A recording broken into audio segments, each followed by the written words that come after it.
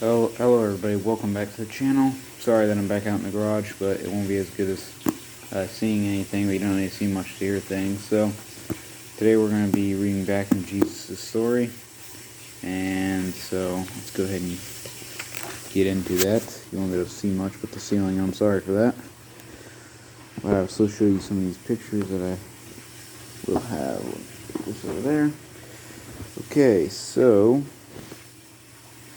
the death in the family. This is what we're going to be reading today. It's going to be, I don't know what you could see that, but it's going to be based on Mark chapter 5, verse 38, through Mark chapter 6, verse 29, also Matthew chapter 10, and 14, 1 through 12. So let's go ahead and start. When Jesus gets to Jairus' house, he finds a crowd of people weeping because a little girl is dead. Why are you crying? The little girl is just asleep. Asleep? Are you joking? Or just stupid? The child is dead. This man called Jesus stupid. He's God in the flesh. Jesus makes everyone go outside except the girl's parents and the disciples. Then he takes the girl's hand. Little girl, get up. The girl immediately comes back to life. Jesus tells her parents to give her something to eat. So now he goes in there and busts out another miracle by bringing a little girl back from the dead, proving the haters wrong. Because anything is possible through God. Jairus is an important man, so news about his daughter spreads quickly as Jesus travels around preaching and healing. He becomes even more famous and popular. But Jesus is concerned about the many people who still have not heard his message. See, he's not worried about himself being famous as so much of his, not just his actions, but what his speeches as well. His speeches about God. He's getting tons of people saved. Jesus has done that for, all of his life, and it's still going on and being talked about here 2022 years later. So, the people are like sheep without a shepherd. I want you to go out in Paris to preach good news and heal the sick. It's dangerous out there, so you'll need to be as smart as snakes, but as innocent as doves. And don't worry about what to say. The Spirit of God will speak through you. Remember that. Anytime you're in a nervous situation, you're worried about some things, Jesus is always with you. While Jesus, and also sorry about that loud noise as well. There's a washer over there.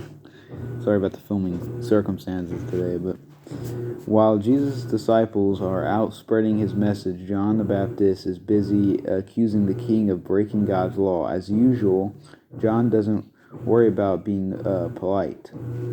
You son of a snake. It's bad enough that your brother divorced his own wife, but now you've gone and married her. Two sins do not make a right. Herod doesn't want to kill John. In fact, he thinks John's speeches are amusing, even though he doesn't understand half of them. But Herod's wife is furious, and she forces Herod to put John in prison for his disrespect.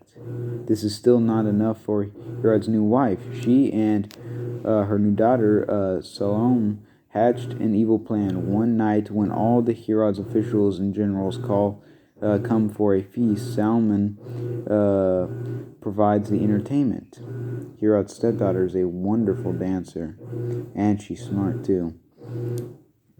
Salome, thank you for adding to our festives. Ask me for anything you want, and I'll give it to you, no matter what it is. Thank you, my lord. What I would like most is the head of John the Baptist served to me on a platter. So she throws this at him. And if you get more in detail, he didn't want to. Because, again, he thought he was amusing. He liked John the Baptist. It wasn't that he wanted to kill him. He didn't want to throw him in prison, but his new wife made him to. But if he was to go back on what he just told her, because he told her he'd give her anything, and people take you by your word back then, news would have spread that he was a liar and things like that, and he's their king, and that would have went against him. So he had to do what he didn't want to do. Although it upsets Herod to execute John, he can't back down from his oath. In front of all his advisors, he orders John the Baptist to be executed immediately, and his head delivered to Salome and her wicked mother. So unfortunately, that was the end of John the Baptist. He didn't live a very long life. He didn't live a very long life, the same as Jesus, you know. Unfortunately, you know, he was, again, got his head cut off, but he did it for God, you know. That was who he was doing it for, you know, and he knew the risk, you know, he knew what people are like, and, you know, he didn't care because, you know, God is, you know, gonna bless us, especially when we're in heaven, you know, because you're gonna be in there for, you know, everlasting. So you know, never ends, and you're gonna be extremely blessed up there, especially if you die for Him, just like Jesus died for us. Thank you guys for watching. See you guys on Thursday. We're gonna do Job, and as always, take it easy.